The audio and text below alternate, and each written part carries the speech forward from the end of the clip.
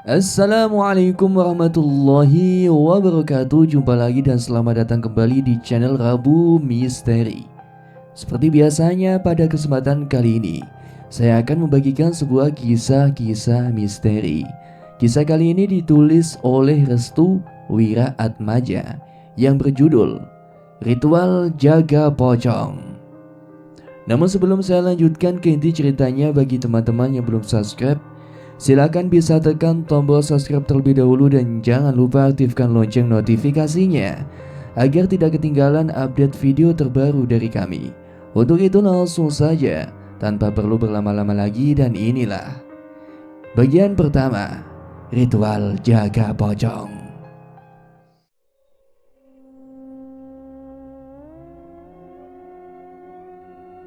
Katanya jika ada salah seorang dari kita yang meninggal dunia, kita dilarang untuk melihatnya.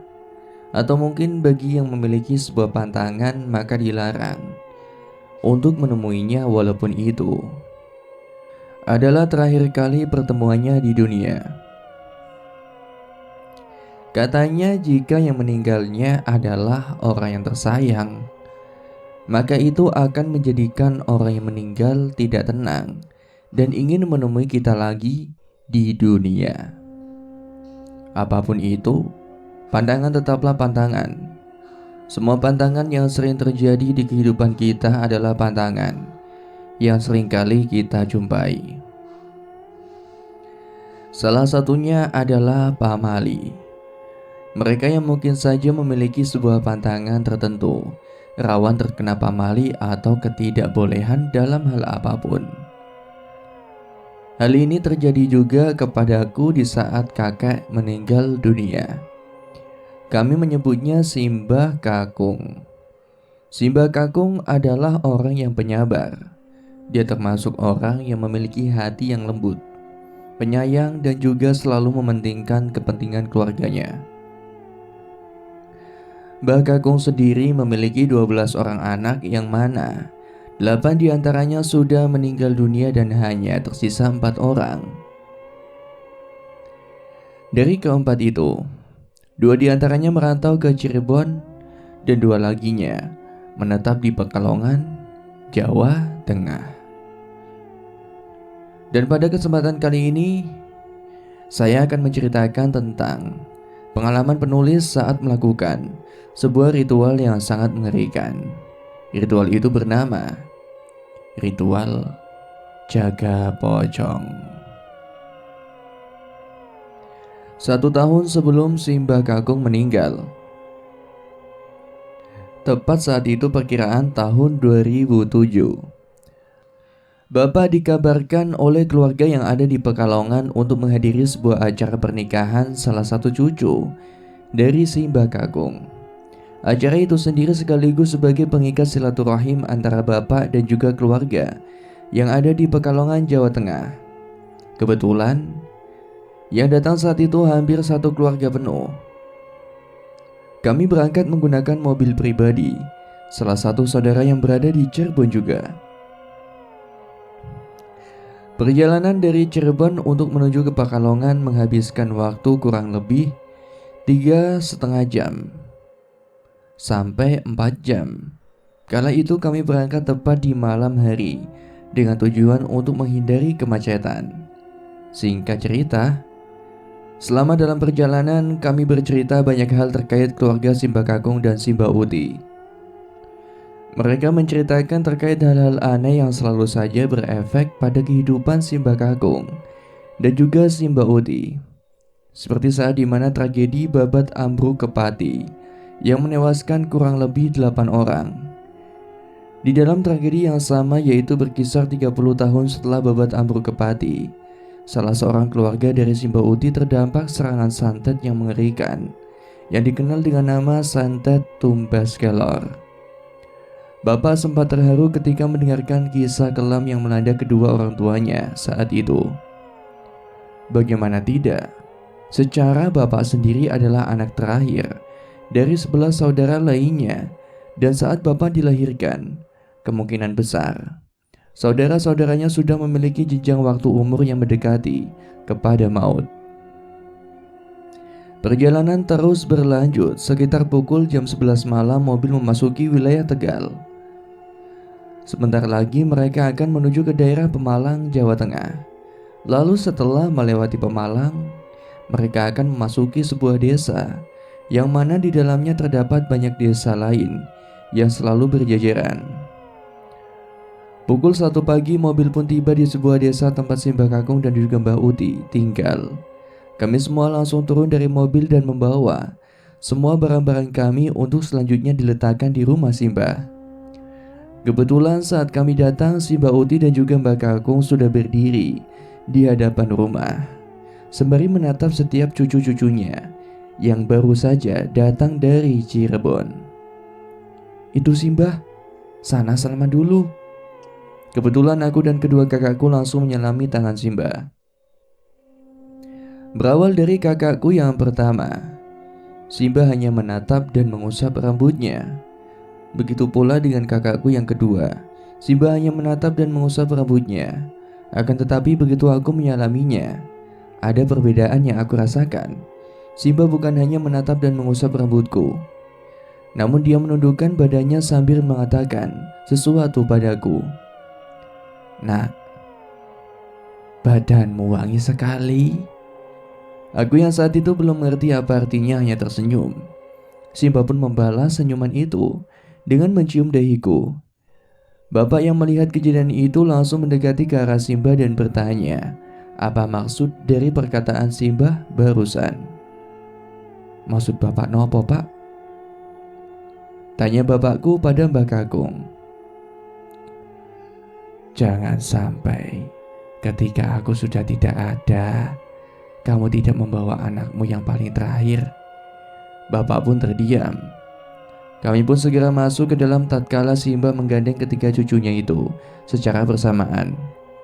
Malam harinya kami makan malam bersama. Keadaan desa yang dihuni oleh Simbah Kakung dan juga Mbah Uti sangat sepi. Kami hampir tidak mendapatkan hiburan dan keramaian seperti halnya rumah kami yang ada di Cirebon. Selesai makan, kami semua beristirahat lebih cepat karena keesokan harinya akan ada acara besar di keluarga kami. Tepat di pagi hari, Bapak membangunkanku dan juga kedua kakakku. Kami semua bangun tepat matahari baru saja muncul ke permukaan. Aku pun buru-buru langsung keluar kamar dan menengok Simbah yang sudah berada di luar sembari menatap langit. "Mbah, Mbah lagi apa?" tanyaku. "Kamu udah bangun. Yang lain mana?" tanya Mbah Kakung. "Yang lain masih di kamar, Mbah. Simbah lagi ngeliat langit." Aku pun menatap pandangan yang sama seperti apa yang Simbah lihat saat ini. "Lihat, Cuk, di Pekalongan laginya indah kan?" ucap Mbah Kakung sambil menatap langit Pekalongan yang cerah dan indah itu. "Iya, Mbah, awannya bagus," jawabku dengan polosnya. Simbah pun mengangguk paham. Ia setuju dengan kalimat yang barusan aku katakan. "Kalau bisa, nanti kamu harus jadi seperti awan ya. Kemanapun dia berlabuh, dia akan melindungi apa saja yang ada di bawahnya dari sengatan panas matahari," ucap Simbah. "Tapi Mbah, kan kalau mau jadi awan harus terbang dulu biar bisa ke langit." "Menjadi awan itu tidak harus terbang. Yang penting kalau kamu jadi orang baik, nanti kamu akan membuat nyaman orang-orang yang ada di sekeliling kamu." Aku pun tersenyum lebar mendengar penjelasan Simbah Kakung. Tak lama setelah kami bersama-sama menatap langit, Simbah pun langsung mengajakku untuk bermain.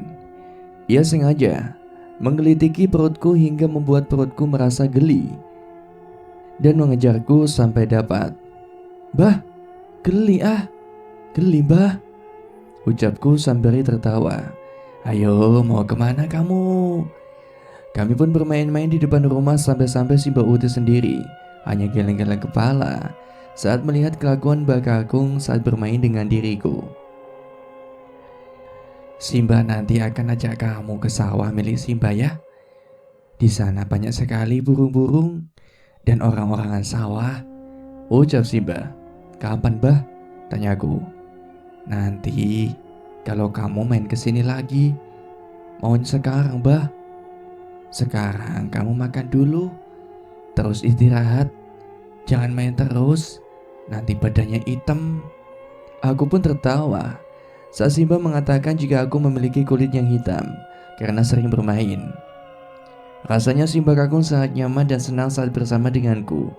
Semua beban yang mungkin saja Simba rasakan kini berkurang secara perlahan. Setelah selesai bermain bersama Simba Kakung, Bapak menyuruhku untuk sarapan terlebih dahulu. Karena kebetulan sore ini akan ada acara, Simba Kakung pun minta pada bapakku untuk berhati-hati dan menikmati acara pernikahan saudaranya itu. Jangan bawa cucuku ke pohon salak itu, banyak setannya. Bapak mengangguk paham. Ia tahu pepohonan salak mana yang dimaksud oleh Mbak Kakung itu sendiri. Karena kebetulan desa ini masih asri, pepohonan salak masih tumbuh dengan liar di dekat rumah-rumah warga. Namun walau begitu, banyak warga yang enggan mendekati pepohonan salak itu karena dinilai sangat angker dan banyak penunggunya. Singkat cerita, tepat di sore hari Bapak mengajakku dan juga kedua kakakku untuk menuju ke tempat acara. Kebetulan di sana sepupu Bapak menikah. Dengan begitu banyak keluarga yang berdatangan, dan yang lebih mengesankan lagi adalah acara pernikahan ini sangat ramai. Ramainya acara pernikahan di desa disebabkan oleh acara orkes, seperti organ tunggal di sana. Banyak orang yang rela menunggu sampai malam suntuk untuk melihat para biduan-biduan bernyanyi dan menghibur para warga desa. Acara selesai hingga jam 10 malam. Saat itu aku sudah mulai mengantuk. Bapakku mengajakku dan kedua kakakku untuk pulang karena sudah larut malam. Tepat ketika kita sudah pulang ke rumah, aku melihat Simbah Uti sedang duduk di ruangan depan bersama dengan Mbak Kakung. Sepertinya mereka berdua menunggu kehadiran kami. Raut wajah mereka berdua begitu melihatku dan juga kedua kakakku langsung tersenyum lebar. Sudah selesai, Nak? Tanya Mbak Kakung. Udah, Mbah, ucapku. Bapak pun mengantarkanku dan juga kedua kakakku untuk masuk kamar. Setelah selesai, Bapak kembali keluar kamar dan mengobrol bersama dengan Simbah Kakung dan Mbak Uti. Entah obrolan apa yang sedang mereka bicarakan, tapi aku sendiri mendengar percakapan mereka dengan menggunakan bahasa Jawa Pekalongan yang sangat khas logatnya itu. Bapak dan Simbah mengobrol hingga jam 12 malam. Saat itu aku sudah tertidur pulas bersama dengan kedua kakakku. Karena kamar kami sudah ramai, Bapak pun tidur di luar, sedangkan Mbak Kakung dan Mbak Uti mereka tidur di kamar mereka sendiri. Keesokan harinya Bapak pun pamit untuk pulang ke Cirebon karena semua anak-anaknya harus berangkat sekolah. Namun saat Bapak ingin meminta izin pada Mbak Kakung, si Mbak Kakung melarang Bapak untuk pulang. Alasannya ada sesuatu yang harus dikerjakan oleh Bapak di rumah Mbak Kakung sendiri. Alhasil aku dan kedua kakakku pun pulang bersama dengan Pak Ade Bini, yang kebetulan dia juga akan pulang pada hari itu juga. Kami tiba di Cirebon sekitar pukul 1 siang, dan 1 hari setelahnya Bapak pun pulang ke Cirebon sembari membawa beras dan makanan lainnya untuk keluarga. Kami melakukan aktivitas seperti biasanya di setiap hari. Bapak bekerja sebagai pedagang tempe di sebuah pasar di kota Cirebon. Ibu menjaga adik-adikku yang paling bungsu, sedangkan aku dan kedua kakakku masih sekolah. Berkisar di bulan Desember, Bapak mendapatkan kabar bahwa si Mbak Kakung mulai jatuh sakit. Beberapa kali Bapak juga dimimpikan oleh Mbak Kakung untuk segera kembali ke Pekalongan. Hal ini seperti pertanda bagi orang yang akan dijemput oleh kematian. Bapak merasa Mbak Kakung tidak akan hidup lama lagi karena pertanda demi pertanda selalu dirasakan olehnya. Karena itulah ia pun meminta pada seluruh anak-anaknya untuk melakukan doa bersama agar Mbak Kakung diberikan kesehatan dan panjang umur selalu. Tepat di malam pergantian tahun baru, Bapak kembali dimimpikan oleh si Mbak Kakung. Dalam mimpinya itu, si Mbak Kakung mendatangi Bapak sembari menangis dan berkali-kali meminta pada Bapak agar segera menjenguknya di Pekalongan. Perlahan welingan itu menjadi sebuah kekhawatiran dalam diri Bapak. Hampir setiap hari Bapak tidak bisa tidur karena memikirkan keadaan si Mbah Kakung yang masih sakit. Untuk menghilangkan rasa kekhawatiran, Bapak pun akhirnya mengagendakan untuk pergi ke Pekalongan pada bulan Januari tahun 2008. Akhirnya selama tepat di bulan Januari 2008, Bapak pun memutuskan untuk pergi ke Pekalongan untuk menjenguk si Mbah Kakung di Pekalongan. Namun saat dimana pemberangkatan itu ingin berlangsung, Bapak mendapatkan kabar yang kurang mengenakan dari pihak keluarga yang berada di Pekalongan. Mereka memberitahukan akan kabar terkait keadaan Mbah Kakung. Ternyata Mbah Kakung sudah meninggal dunia. Mendengar berita itu, Bapak pun hanya terdiam sambil merenung setelah mendengar kabar yang begitu menyakitkan sekaligus memilukan dalam hatinya itu. Berita itu pun tersebar ke keluarga lainnya, termasuk aku yang saat itu baru saja pulang dari sekolah. Ibu memberitahu padaku jika si Mbah Kakung sudah meninggal dunia karena sakit. Aku yang mendengar kabar itu langsung merasakan kesedihan yang sangat mendalam. "Mbah Kakung udah meninggal dong," ucap ibu. "Si Mbah meninggal, Bu?" tanyaku dengan wajah yang penuh dengan pertanyaan. "Si Mbah baru saja meninggal dunia. Hari ini Bapak dan Pak Dibini akan berangkat ke Pekalongan." Aku pun langsung berlari ke dalam kamar. Kulepas semua baju dan segera menggantinya karena ingin mengikuti Bapak yang akan pergi ke Pekalongan. "Kamu mau kemana, Nak?" "Aku mau lihat si Mbah, Bu. Tapi yang boleh pergi ke sana cuma Bapak sama Pak Ade aja. Aku cucunya, Bu. Aku mau lihat wajah si Mbah untuk yang terakhir kalinya." "Tapi Dung." Tak lama kemudian Bapak pun segera masuk ke dalam kamar. Bapak melihatku yang sudah meneteskan air mata karena merasakan kesedihan yang sama seperti apa yang Bapak rasakan. "Pak, aku mau ikut ke Pekalongan." Bapak hanya terdiam. Ia tidak banyak bicara di saat kondisi seperti ini. Ia kemudian menatap wajah ibu yang serba kebingungan karena pilihanku yang terlalu memaksa. "Pak, si Mbah janji mau ngajak aku jalan-jalan ke sawah nanti pas liburan." Bapak masih terdiam. Ia tidak mengatakan apapun terkait hal itu. Tak lama setelah itu air mata Bapak menetes dan jatuh ke lantai. Bapak merasakan apa yang sedang aku rasakan saat itu juga. Kesedihan yang menjadi satu dalam kerinduan yang terbalut akan keinginan untuk tetap bersama-sama lagi. "Aku mau lihat wajah si Mbah, Pak. Aku mau lihat si Mbah dikubur." Bapak pun akhirnya mendekatiku. Ia kemudian memelukku secara perlahan sembari membisikkan sesuatu padaku. "Si Mbah kangen sama kamu, Nak." Mendengar kalimat itu aku pun langsung menangis karena merasakan kesedihan yang sangat mendalam. Bagiku si Mbah adalah kakak sekaligus teman bermainku saat aku berada di Pekalongan. Beliau juga yang selalu mengajarkanku untuk selalu tersenyum dan menikmati setiap perjalanan hidup yang nantinya aku lalui. Namun belum juga semuanya terlaksana. Si Mbah Kakung sudah terlebih dahulu dipanggil oleh Tuhan Yang Maha Kuasa. Akhirnya Bapak pun langsung menyuruhku untuk bersiap-siap karena hari ini juga akan berangkat untuk menuju ke Pekalongan. Tak lupa pula Bapak mengajak Pak Ade Bini beserta keluarganya. Dan pada pemberangkatan kali ini, kedua kakakku tidak ikut dikarenakan masih sekolah. Terlebih juga, Bapak hanya mengajakku untuk menuju ke Pekalongan karena memang membawa ongkos yang pas-pasan. Kami pun berangkat menggunakan bus. Aku dan Bapak berangkat duluan sedangkan Pak Ade Bini beserta keluarganya menyusul.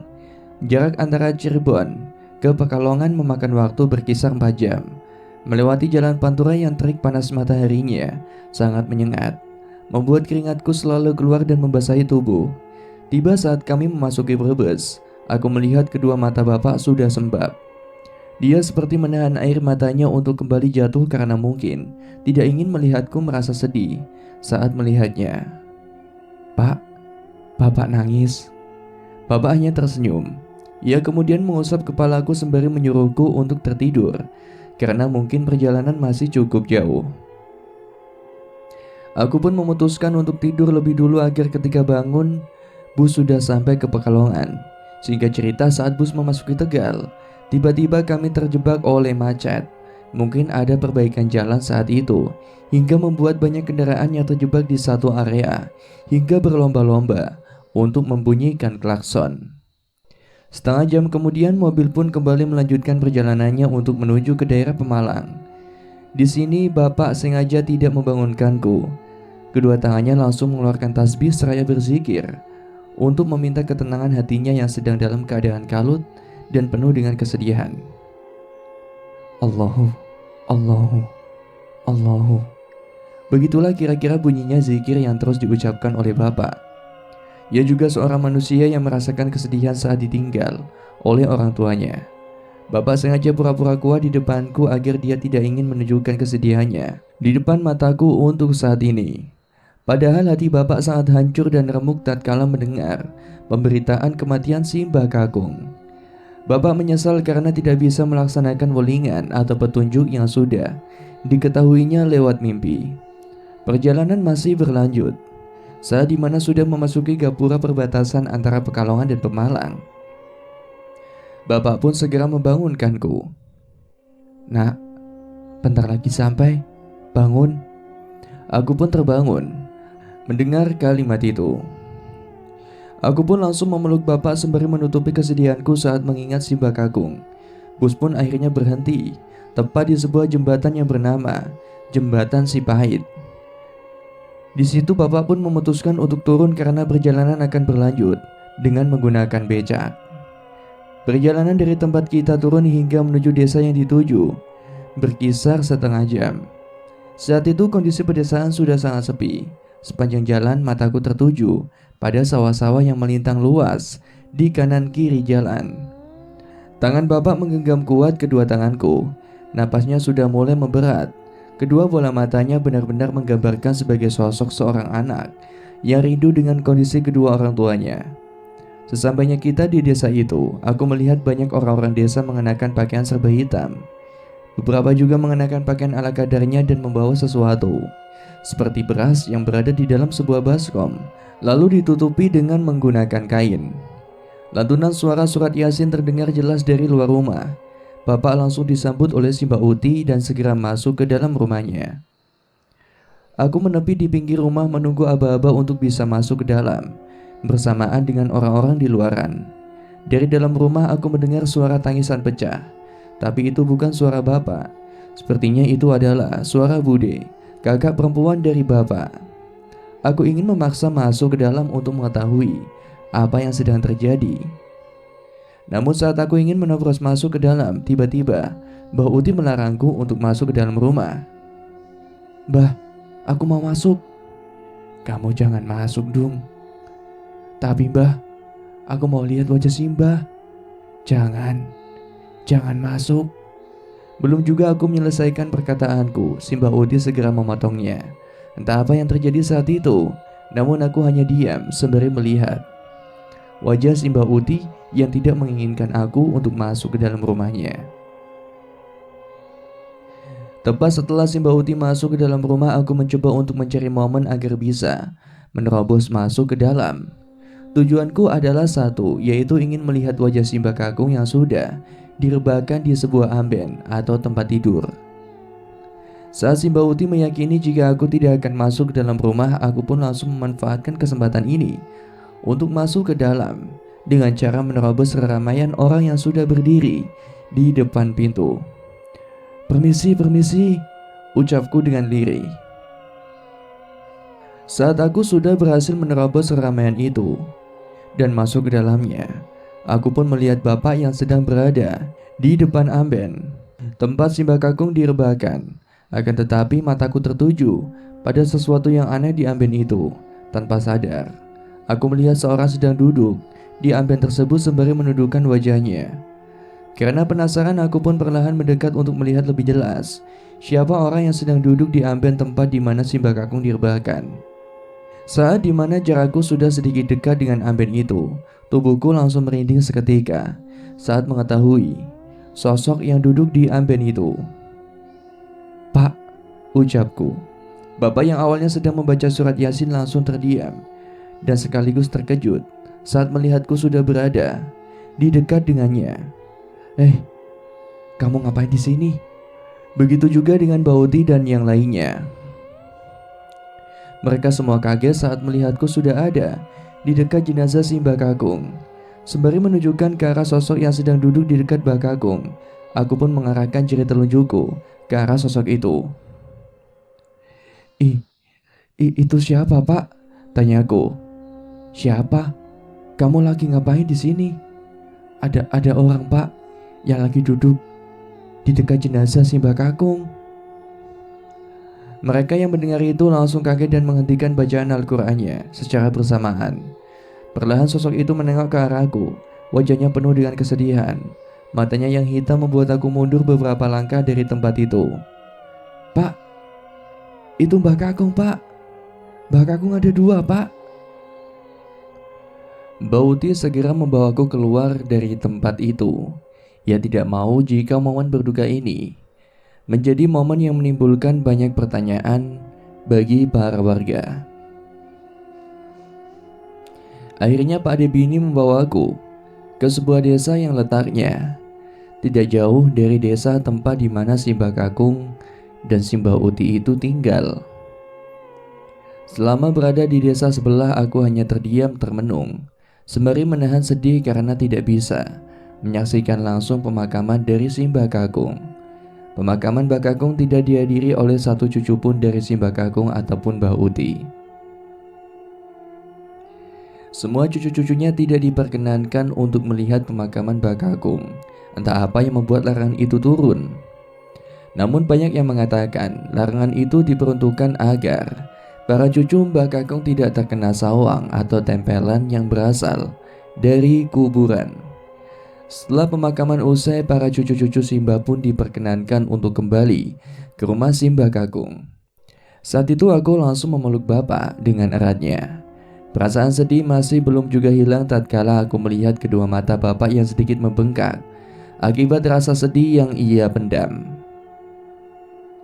Sesuai dengan kebiasaan yang dilakukan oleh warga di desa itu dan sekaligus sebagai hal yang memang dilakukan oleh tiap muslim, orang yang beragama Islam, maka dilakukanlah acara tahlilan dengan tujuan untuk mendoakan almarhum Simbah Kakung, dan tahlilan ini berjalan hingga 7 hari lamanya.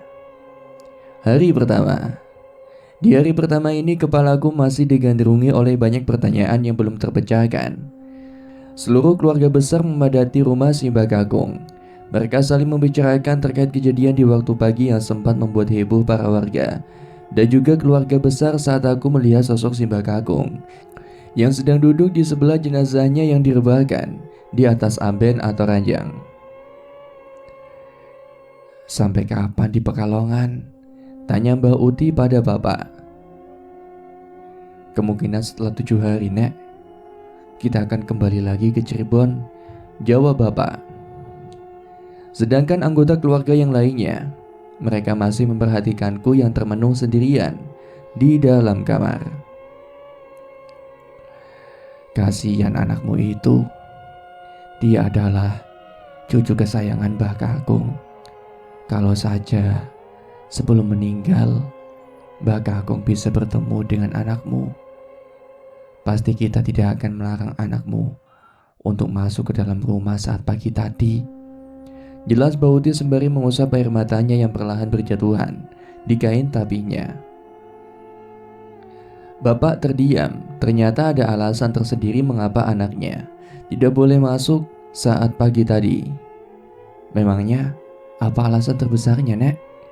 Mbak Uti menatap ke yang lain. Ingin rasanya ia menjawab, namun ada ketakutan dalam dirinya untuk bisa mengungkapkan hal itu. "Ada apa, Bu?" tanya bapak pada Mbak Uti. "Anakmu adalah cucu kesayangannya. Kau lihat dia kan barusan. Di umur masih kecil saja, dia mampu melihat perbedaan yang tidak bisa kita lihat," jelas Mbak Uti. "Tetapi jika anakku adalah cucu kesayangannya, harusnya ibu mau mempertemukannya pada bapak di hari kematiannya dong," ucap bapak dengan nada sedikit kencang. "Tidak bisa. Bauti mulai menekan nadanya. Suasana menjadi kurang kondusif tatkala si Bauti mulai menekan suaranya dan menampakkan raut wajah yang kurang mengenakan di hadapan anggota keluarga-keluarga lainnya. Tidak bisa. Dia adalah cucu kesayangannya. Pastinya. Hal ini membuat Simbah Kakung tidak tenang karena hal itu, ucap Bauti. Tapi Bu, ku bilang tidak ya tetaplah tidak. Bersamaan dengan itu, aku pun keluar dari kamar. Aku melihat bapak disentak oleh si Bauti. Bapak kenapa? Tanyaku. Bapak hanya tersenyum, ia kemudian bangkit dari duduknya dan menuju ke arahku. Tepat saat bapak sudah berada tepat di hadapanku, ia merendahkan tubuhnya sembari membereskan baju dan celanaku. Gak apa-apa kok, kamu tidur ya, udah malam. Nanti kita bangun pagi, terus lihat sawah Simbah Kakung, ucap bapak. Bauti kembali meneteskan air matanya. Ia masih teringat janji Simbah Kakung yang belum terpenuhi semasa hidupnya terhadap salah satu cucu kesayangannya itu. Selepas bapak mengantarkanku ke dalam kamar, ia kemudian keluar lagi dan berencana untuk kembali mengobrol bersama si Bauti dan yang lainnya. Akan tetapi saat itu si Bauti menyuruh bapak untuk beristirahat karena waktu sudah semakin malam. Belum lagi Simbah juga merasakan lelah karena harus menghadapi banyak warga yang berkunjung untuk melakukan takziah di tempatnya. Di hari kedua, bapak mengajakku untuk bermain ke sawah milik Mbah Kakung. Namun aku menolaknya dengan halus. Aku rasa jika pergi ke sana bukan dengan orang yang tepat, suasananya akan menjadi sangat berbeda. Alhasil bapak pun memintaku untuk berdiam diri dalam rumah dan bermain di sekitarannya. Sebenarnya bapak tidak ingin jika aku terlalu berlarut-larut dalam kesedihan. Ia mencoba untuk menghiburku dengan membelikan makanan dan mainan. Namun semuanya tidak berdampak kepadaku. Setiap waktunya aku selalu memandangi langit sembari mengingat perkataan Mbah Kakung. Aku ingat betul saat si Mbah Kakung mengatakan, jika langit di Pekalongan itu sangatlah indah. Belum lagi kondisi desa yang masih minim akan kendaraan, membuat udara desa menjadi sangat sejuk. Bagaimana? Langitnya masih sama kan? Tanya bapak sembari mengusap rambutku. Tapi ada yang beda pak. Beda kenapa? Biasanya kalau pagi aku natap langit bareng Simbah, tapi sekarang aku natap langitnya sendirian. Bapak tersenyum. Hatiku yang lembut ini bagaimana mungkin bisa cepat ikhlas untuk melepaskan orang yang aku sayangi. Jujur saja aku belum bisa melupakan kenangan-kenangan yang diberikan oleh Simbah Kakung. Dari sekian banyak keluarga, Simbah Kakung lah orang yang paling berkesan dalam hidupku. Bapak sebisa mungkin untuk menenangkanku agar semua kesedihanku biar dia saja yang merasakannya. Namun ini adalah jalan kehidupan yang setiap orang lalui. Tidak semua yang diinginkan oleh manusia mampu dirasakan juga oleh manusia. Kadar kehidupan memiliki porsinya masing-masing. Bapak memang mampu untuk menanggung semua kesedihannya, namun ia sendiri belum mampu untuk menanggung rasa sedih yang aku rasakan. Nak, hidup itu terus berjalan. Yang hidup akan menemui kematian.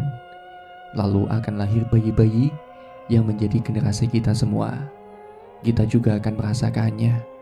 Ada waktunya tersendiri untuk kita agar bisa merasakan seperti apa yang dirasakan oleh Mbah Kakung. Jelas Bapak. Bapak menyudahi pembicaraannya. Ia kemudian menyuruhku untuk masuk ke dalam rumah untuk beristirahat di kamar. Bapak tidak mau, gara-gara aku terlalu memikirkan hal-hal yang memberatkan. Tubuhku akan sakit karenanya. Lebih baik Bapak memintaku untuk beristirahat agar mampu membuang secara perlahan beban kesedihan itu. Sore harinya saat aku ingin mandi, Bapak mengantarkanku ke bagian belakang rumah. Kebetulan rumah milik Simbah Kakung dan juga Bauti ini dikelilingi oleh pepohonan, termasuk di bagian belakang rumah yang penuh dengan pepohonan pisang. Dan tempat favoritku untuk mandi biasanya ada di kendi yang biasa digunakan oleh Simbah untuk mandi. Alasannya itu sederhana. Air di kendi itu lumayan dingin dan menyehatkan menurut Bapak. Terlebih lagi baik untuk tubuhku yang masih dalam masa pertumbuhan. Bapak pun menyiramkan air itu ke tubuhku secara perlahan. Biasanya, semasa Simbah Kakung masih hidup, Simbah Kakunglah yang menyiramiku saat aku mandi. "Pak, dingin," ucapku. Aku mengocok kedua mataku karena air yang bapak siramkan terkena bagian mataku. Tidak perih memang, namun dinginnya air itu membuat mataku kelilipan. Perlahan aku menatap ke arah pepohonan pisang sembari mengucek-ngucek kedua mataku yang masih meneteskan air bekas siraman bapak. Tiba-tiba pandanganku terarah pada dua pohon pisang yang dimana tengah-tengahnya telah berdiri bayangan putih yang bercampur kecoklatan di beberapa bagian putihnya. Tak lama kemudian bayangan putih itu menggoyang-goyangkan kepala dan juga badannya sembari membunyikan sesuatu. Suaranya seperti suara tikus. Aku masih belum paham siapa sosok bayangan putih itu. Aku sendiri tidak memiliki pandangan aneh terkait dari sosok putih yang sedang menggoyang-goyangkan tubuhnya. Namun saat suara itu semakin jelas di telingaku, aku pun langsung menarik baju bapak. Ada sesuatu yang salah dengan sosok bayangan putih yang sedang menggerak-gerakkan badan dan juga kepalanya. "Pak, itu siapa?" tanyaku sembari menunjukkan jari telunjuk ke arah sosok bayangan putih itu. "Hah? Di mana, Nak?" tanya bapak sembari memperhatikan arahan dari telunjukku. "Itu, Pak, di dekat pohon pisang itu." Bapak yang kebetulan tahu terkait sosok itu, ia pun segera menyuruhku untuk segera menyudahi mandinya, dengan cepat menarikku untuk masuk ke dalam rumah. Aku belum mengerti apa yang baru saja dilihat oleh bapak, tapi saat aku menanyakan hal ini pada bapak tidak pernah menjawabnya. Ia lebih memilih untuk diam dan melupakan hal itu. Bapak memilih untuk tidak mengambil resiko terkait apa yang baru saja dilihatnya. Semenjak hari itu bapak memintaku untuk mandi ke tempat lainnya, seperti ke rumah Bude yang jaraknya tidak terlalu jauh dari Simbah Kakung. Sudah memasuki hari ketiga di mana Simbah Kakung dikuburkan ke liang lahat. Suasana duka masih belum menghilang. Terkadang aku masih melihat Mbak Uti termenung dalam kamarnya, sembari mengusap-ngusap foto Simbah Kakung. Aku mencoba untuk mendekati Mbak Uti dan berusaha untuk menghiburnya. Ternyata, yang merasakan kesedihan terbesar bukanlah aku seorang. Mbak Uti yang merupakan orang yang menemani Simbah Kakung di saat sehat ataupun sakit, ia merasakan kesedihan yang sangat luar biasa. "Mbah, Simbah masih nangis?" tanyaku sembari mendekati Simbah yang masih mengusap-ngusap foto Simbah Kakung. Mbak Uti yang mendengar hal itu langsung terkejut. Ia pun langsung mengusap air matanya dan mencoba untuk bersikap tenang tatkala aku mendekatinya. Enggak kok, Cuk. Simbah enggak nangis. Kamu udah makan belum?" tanya Mbak Uti seperti sedang mengalihkan topik pembahasan. "Aku udah makan kok, Bah. Aku masuk ke kamar karena tadi gak sengaja lihat si Mbak Uti lagi ngusapin foto Mbak Kakung," ucapku. Mbak Uti pun tersenyum. Ia tahu kepedulianku sudah dilatih sejak dini. Ia sangat bersyukur karena memiliki seorang cucu yang perhatian dengan keadaannya. "Pantas saja ya, Simbah Kakung sayang sama kamu. Hatimu lembut sekali. Kamu pasti bisa menjadi awan seperti apa yang dikatakan oleh Mbah Kakung, Nak," ucap Mbak Uti sembari melebarkan kedua tangannya dan membiarkanku untuk memeluknya. "Mbak Uti jangan nangis lagi ya. Simbah gak akan nangis lagi kok. Makasih ya, Cuk." Selesai menenangkan si Mbak Uti, aku pun pamit untuk keluar. Niatku adalah ingin bermain di luaran. Aku sudah mulai mendamaikan diri agar bisa lebih tenang dan melupakan kesedihan yang masih saja terekam dalam pikiran. Akhirnya aku pun melampiaskan semua kesedihanku dengan cara bermain bersama dengan anak-anak warga di desa itu. Namun sebelum aku keluar rumah, entah kenapa batinku ingin sekali menyuruhku agar melewati kamar milik Mbah Kakung. Sewaktu aku mulai melewati kamar milik si Mbah Kakung, aku melihat ada seserahan yang isinya seperti jajanan-jajan pasar dan kopi hitam tepat di depan kamar Mbah Kakung. Aku tak tahu apa maksud dari ini semua. Pikirku ini adalah hal-hal lumrah yang biasa dilakukan oleh orang-orang desa untuk menghormati orang yang sudah meninggal. Sehingga aku tidak memiliki pikiran jika hal-hal itu adalah hal-hal yang menimbulkan kekacauan dalam rumah itu sendiri. Saat dimana aku melewati kamar itu, tiba-tiba aku mendengar suara orang batuk dari kamar Mbak Kakung. Sontak saja aku terkejut setelah mendengar suara mengerikan itu. Tubuhku langsung merinding seketika, mataku langsung mengarah ke kamar si Mbak Kakung. Batinku langsung memberontak dengan keras dan pikiranku langsung mengarah pada hal-hal yang aneh dan tidak masuk akal. Apa di dalam ada orang ya? Aku mencoba untuk mendekatkan diri ke pintu kamar si Mbak Kakung dan menempelkan daun telingaku di pintu. Namun saat aku menunggu suara batuk yang berulang kali, nihilnya tidak ada suara apapun yang terjadi saat itu. Mungkin perasaanku saja. Aku pun mencoba untuk meninggalkan kamar itu, akan tetapi baru saja akan melangkah meninggalkan kamar, tiba-tiba terdengar kembali suara batuk yang sama, yang mana suara batuk itu sendiri mirip seperti suara Simbah.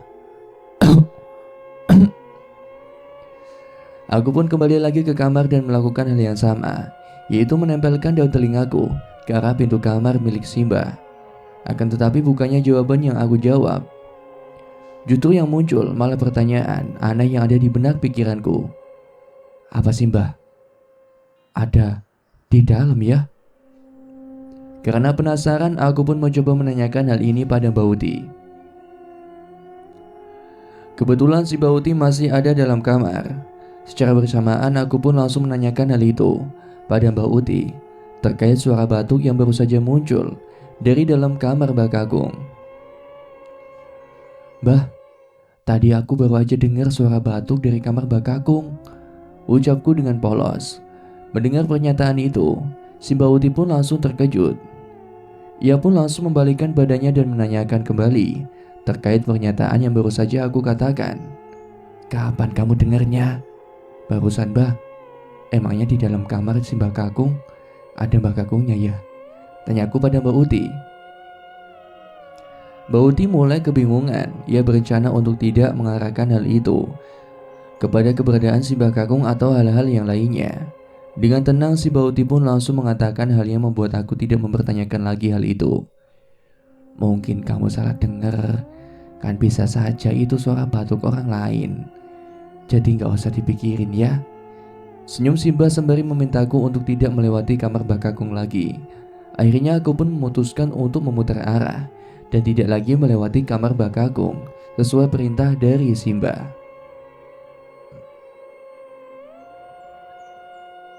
Sudah hari keempat setelah wafatnya Mbak Kakung. Beberapa keluarga Simbah Kakung ada yang kembali ke kampungnya masing-masing. Yang tersisa hanyalah bapak dan juga beberapa anggota keluarga lainnya yang masih bertahan hingga hari ke-7 acara tahlilan itu. Di hari keempat ini pintu Simbah Kakung dibiarkan terbuka lebar. Entah memang karena si Mbak Uti lupa untuk menutupnya kembali, atau memang sengaja dibuka agar orang-orang berada di rumah bisa melihat kamar dari si Mbak Kakung yang sudah beberapa hari ini selalu ditutup semenjak meninggalnya si Mbak Kakung sendiri. Saat itu aku kebetulan melewati kamar Mbak Kakung. Perasaanku saat pertama kali melihat kamar Mbak Kakung dibuka, aku merasa ada sesuatu yang aneh. Mungkin karena baru melihat keadaan bagian dalam kamar Mbak Kakung, aku pun tidak memikirkan hal yang tidak-tidak. Akan tetapi, saat aku ingin melangkahkan kaki ke depan dan membalikkan badan, tiba-tiba mata aku menangkap seseorang yang sedang duduk dalam kamar si Mbak Kakung. Aku pun perlahan menengok ke arah kamar lagi. Perlahan keringat dinginku jatuh bercucuran. Hawa merinding saat aku ingin melihatnya sangat kuat sekali.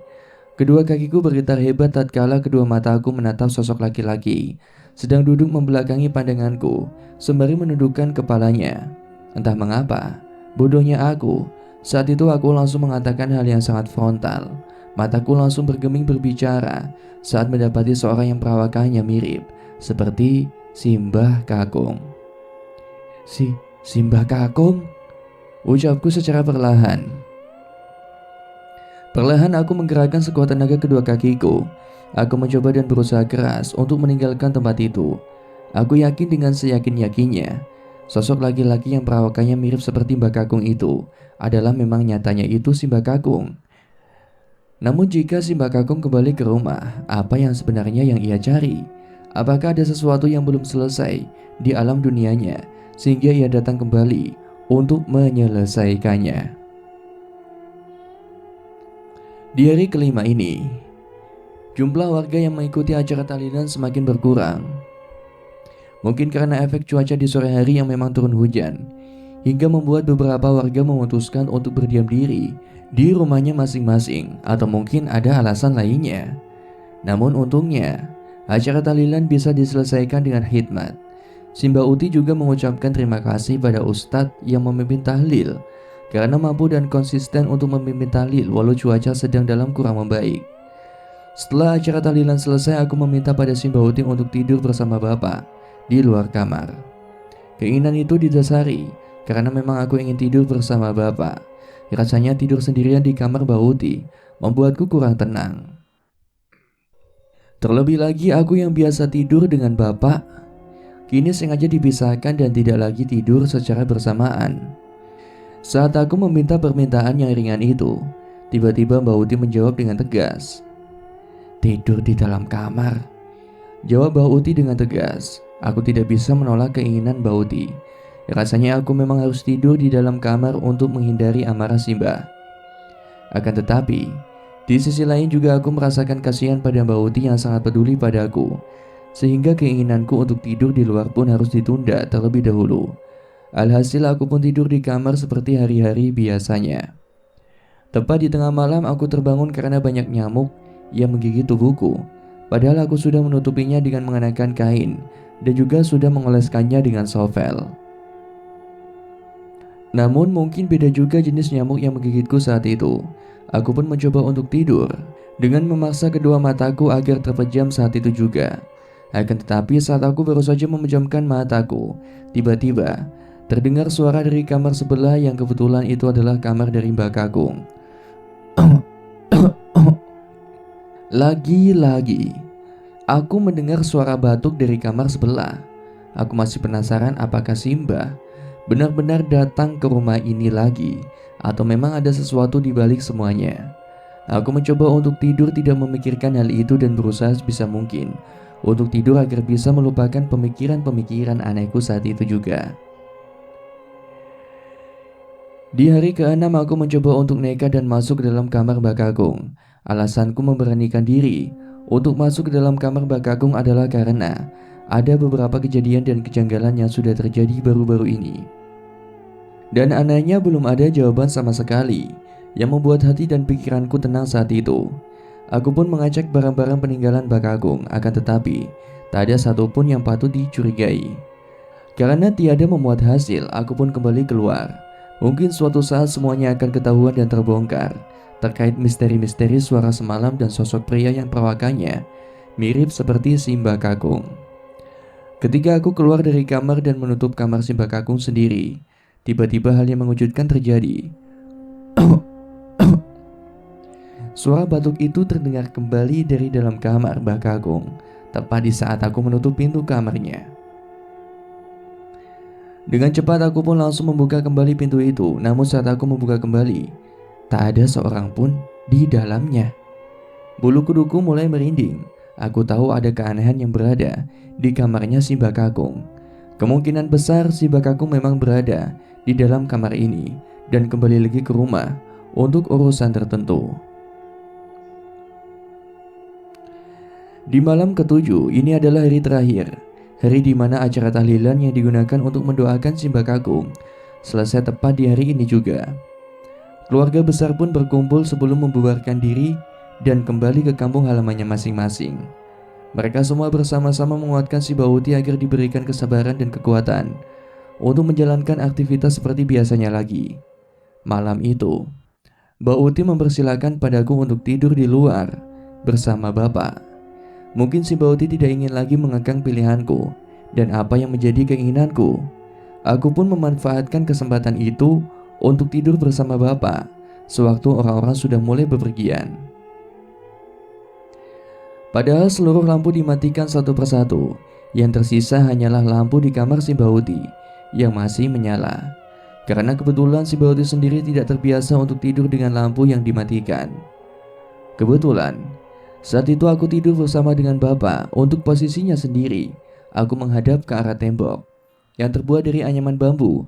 Dengan begitu biasanya ada celah di bagian bawahnya. Jaraknya perkiraan sekilan atau setengah kilan dari tangan orang biasa pada umumnya. Dengan begitu aku bisa melihat luaran dari rumah yang mana kondisinya dipenuhi dengan pepohonan pisang dan pepohonan lainnya. Dan posisi bapak ia berada di belakangku.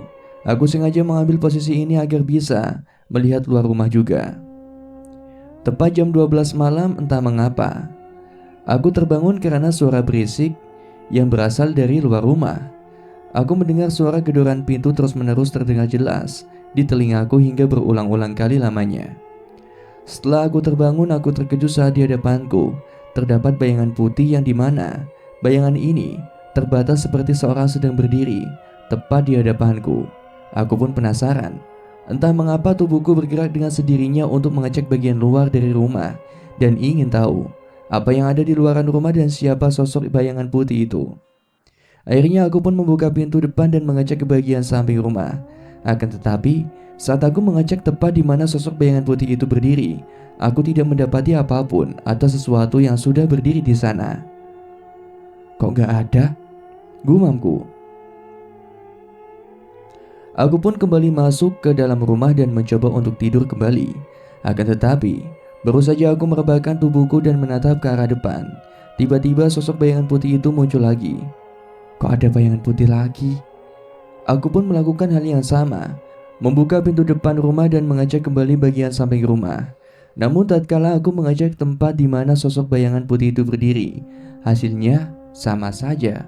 Aku tidak mendapati apapun atau sesuatu yang berada di sana. Akhirnya aku kembali untuk merebahkan tubuhku dan mencoba untuk tertidur. Namun baru saja aku merebahkan tidurku dan menatap ke arah depan, hal yang sama terulang kembali. Aku pun melakukan hal yang sama lagi, seperti yang sudah aku lakukan, yaitu membuka pintu depan rumah dan mengecek kembali bagian samping rumah. Namun tatkala aku mengecek tempat di mana sosok bayangan putih itu berdiri, hasilnya masih sama. Aku tidak menemukan apapun yang berada di sana. Dan yang terakhir kalinya, saat aku mencoba untuk merebahkan tubuhku sembari memejamkan mata, tiba-tiba aku mencium bau busuk yang baunya seperti bau bangkai mayit yang baru saja diangkat dari kuburan. Karena penasaran, aku pun mencoba untuk membuka kedua mataku secara perlahan untuk mengetahui apa yang sebenarnya ada tepat di hadapanku. Tatkala aku membuka kedua mata, tiba-tiba hal yang mengerikan terjadi.